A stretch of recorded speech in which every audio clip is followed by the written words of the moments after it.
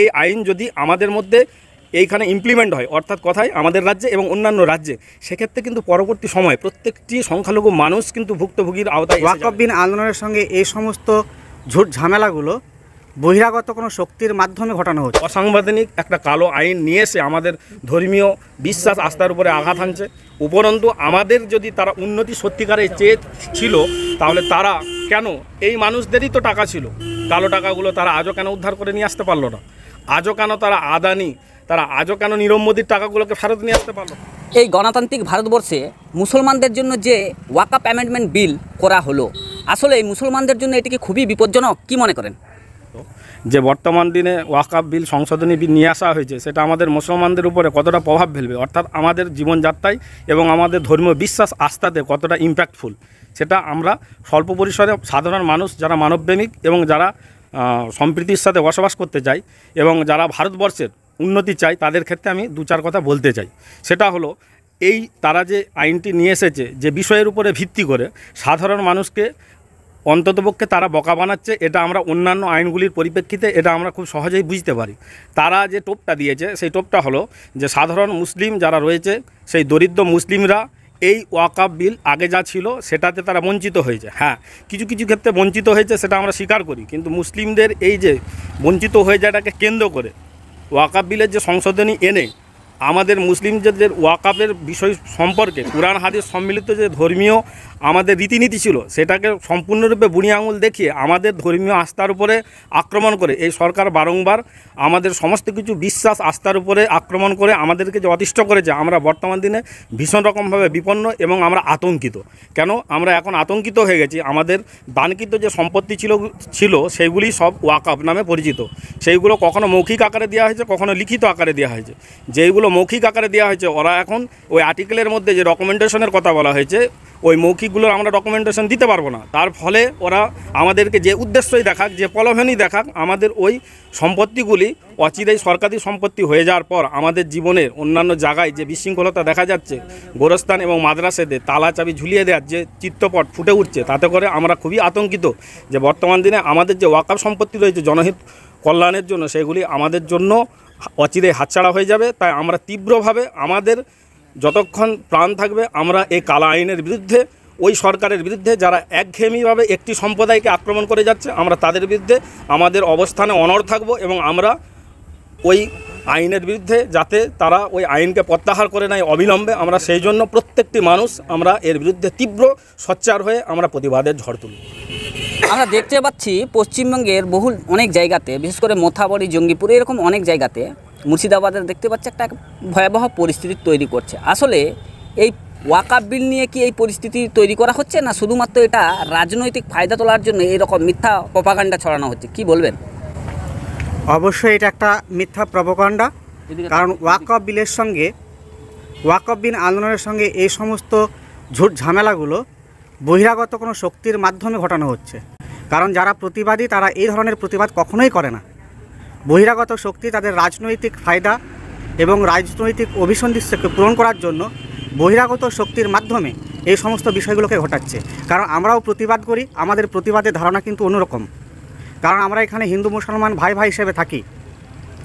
সরকারের যেটা উচিত সংখ্যালঘুদের অধিকারকে সুরক্ষিত করা, সরকার তা না করে এক পেশে তাদের রাজনৈতিক চিন্তাভাবনাকে প্রকাশ করার জন্য সংখ্যালঘুদের অধিকারকে সুরক্ষিত না করে হিন্দু মুসলিম রাজনীতি করে, বিভাজনের রাজনীতি করে, উন্নয়নের পরিপন্থী করে আমাদেরকে অন্য পথে চালিত করছে। এটা ভারতীয় সংস্কৃতির বৈশিষ্ট্য নয়। ভারতীয় সংস্কৃতি অনুসারে মোরা একই বৃন্তে দুইটি কুসুম, হিন্দু মুসলমান। অর্থাৎ এই ধারাকে আমরা যে ছোট থেকে লালিত করে এসেছি, শিখে এসেছি, আমাদের মাস্টারমশাইরা আমাদেরকে শিখিয়েছেন, আমরা এতদিন পড়েছি, আমরা দেখতে পাচ্ছি আজকে তার বাস্তব প্রতিফলন কিন্তু সরকারের মাধ্যমেই ঘটানো হচ্ছে। উল্টো রকমভাবে, ভিন্নভাবে আমাদের সংস্কৃতিকে, ভারতীয় সংস্কৃতির ধারাকে এবং বাহককে, সমস্ত কিছুকে জলাঞ্জলি দেওয়া যাচ্ছে শুধুমাত্র ক্ষুদ্র রাজনৈতিক স্বার্থের কথা চিন্তা করে। বিপক্ষে বর্তমান পরিস্থিতিতে দাঁড়িয়ে প্রতিটি মুসলমানের কি করা উচিত বলে আপনি মনে করেন? প্রত্যেকটি মানবদরদী যারা মানুষ, যারা সংবিধানকে ভালোবাসে, যারা শান্তিকে ভালোবাসে, যারা সহিষ্ণুতার উপরে বিশ্বাস রাখে, সেই সমস্ত জাতি ধর্ম বর্ণ নির্বিশেষে সমস্ত মানুষের কাছে আমাদের একটাই বার্তা যে এই রকম একটি কালো আইনের বিরুদ্ধে আমাদের একটাই কথা, সেটা হচ্ছে যে প্রত্যেককে শান্তিপূর্ণভাবে আইনগতভাবে আমাদেরকে প্রতিবাদের ঝড় তোলা, যাতে করে সে সরকারের কাছে পৌঁছে যায় যে এটাকে মানুষ সমস্ত জাতি ধর্ম বর্ণ নির্বিশেষে কোনো রাজনৈতিক বিভাজনের দিকে পা না বাড়িয়ে যদি আমরা এই রকম প্রতিবাদী আওয়াজ বলিষ্ঠভাবে তুলে ধরতে পারি, সেক্ষেত্রে যেমন কৃষি বিল প্রত্যাহার হয়েছিল, অনেক মানুষের ওই রকম প্রতিবাদ, তাতে করে আমাদেরকে অনেক ঝড় ঝাপটা এবং অনেক রকম অত্যাচারের সম্মুখীন হতে হবে। সেই অত্যাচারগুলো আমরা যদি সহ্য করে এগিয়ে যেতে পারি, তাহলে আমাদের যে আশা, সেই আমাদের আশা পূরণ হবে ইনশাআল্লাহ তাআলা আজিজ।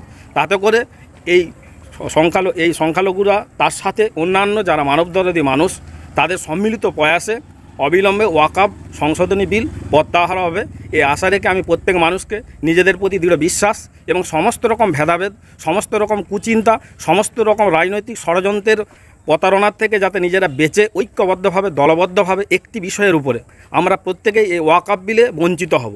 এটা জাতি ধর্ম কোনো রাজনৈতিক দলের যে মানুষ যে ঝান্ডার মধ্যেই থাকুক, যাই বোঝানো হোক, এটা কিন্তু এই ওয়াকফ বিলের যে ভবিষ্যৎ রূপরেখা তৈরি হতে চলেছে, সেই জায়গাতে আমরা দাঁড়িয়ে স্পষ্টত দেখতে পাচ্ছি যে এই আইন যদি আমাদের মধ্যে এইখানে ইমপ্লিমেন্ট হয়, অর্থাৎ কথায় আমাদের রাজ্যে এবং অন্যান্য রাজ্যে, সেক্ষেত্রে কিন্তু পরবর্তী সময়ে প্রত্যেকটি সংখ্যালঘু মানুষ কিন্তু ভুক্তভোগীর আওতায় এসে যাবে। সেক্ষেত্রে প্রত্যেকটি মানুষকে ওই বৃহত্তর বিষয়ের দিকে তাকিয়ে প্রত্যেকের সমস্ত কিছু রাজনৈতিক, সমস্ত রকম ধর্মীয়, সমস্ত রকম বৈষম্যকে দূরে ঠেলে তাদেরকে প্রতিবাদের কণ্ঠের যে স্বর, সেটাকে দৃঢ় করা এবং একে অপরে ঐক্যবদ্ধভাবে বলিষ্ঠভাবে কৃষি আন্দোলন থেকে শিক্ষা নিয়ে রুখে দাঁড়ানো, তাতে করে ওয়াকফ বিল অবিলম্বে প্রত্যাহার হবে। না হলে নচেত যার ভয়ে ভয়ে পরিণতি এই দিকে আসতে চলেছে, যে ওয়াকফ বিল যদি লাগু হয়ে যায়, এই ওয়াকফ বিলের লাগু হওয়ার কারণে আমাদের ডকুমেন্টেশন, অর্থাৎ মৌখিকভাবে আল্লাহর জন্য যে সম্পত্তি ওয়াকফ করা হয়েছে, অর্থাৎ দান করা হয়েছে, সেই সব সম্পত্তিগুলির কোনো ডকুমেন্ট না থাকার কারণে সরকারি সম্পত্তির আওতায় আসার পর পরবর্তী সময়ে কোনো মসজিদ কিংবা গোরস্থান কিংবা ঈদগাহস্থান কিংবা জনহিত কল্যাণমূলক যে সমস্ত প্রতিষ্ঠানগুলি রয়েছে, সেইগুলোকে যদি পরবর্তী সময় অন্য রূপরেখা দিয়ে যদি সেটা প্লেগ্রাউন্ড করা হয়, কিংবা সেই জায়গাটায় যদি কোনো রকম গার্ডেন করা হয়, কিংবা অন্যরকম চিন্তাভাবনা নিয়ে যদি কিছু করা হয়, তাহলে সেই জায়গাটায় আমাদের পুরোপুরিভাবে ধর্মীয় বিশ্বাস আবেগের পরিপন্থী, যেটা আমাদের সংবিধান প্রত্যেকটি মানুষকে অধিকার দিয়েছে, তারা স্বাধীনভাবে এই ভারতবর্ষের জমিনেতে তারা দাঁড়িয়ে তাদের ধর্ম বিশ্বাস আস্থা নিয়ে তারা চলাফেরা করতে পারে। সেই জায়গায় এই অসাংবিধানিক একটা কালো আইন নিয়ে এসে আমাদের ধর্মীয় বিশ্বাস আস্থার উপরে আঘাত হানছে। উপরন্তু আমাদের যদি তারা উন্নতি সত্যিকারের চেয়ে ছিল, তাহলে তারা কেন, এই মানুষদেরই তো টাকা ছিল, কালো টাকাগুলো তারা আজও কেন উদ্ধার করে নিয়ে আসতে পারলো না? আজও কেন তারা আদানি, তারা আজও কেন নীরব মোদীর টাকাগুলোকে ফেরত নিয়ে আসতে পারলো না? সেই টাকাগুলো তো আমাদেরই ছিল। তখন তো একবারও ওই সরকারের মনে পড়েনি যে সাধারণ মানুষের টাকাগুলো গেছে, তাদেরই উন্নতির ক্ষেত্রে এটা প্রতিবন্ধকতা সৃষ্টি করবে। সেক্ষেত্রে তো টাকা আসার কোনো নামগন্ধ কোনো কিছুই পাওয়া যায়নি, তার জন্য কোনো রকম তাদের ব্যাকআপ নেই, কোনো রকম প্ল্যানিং নেই।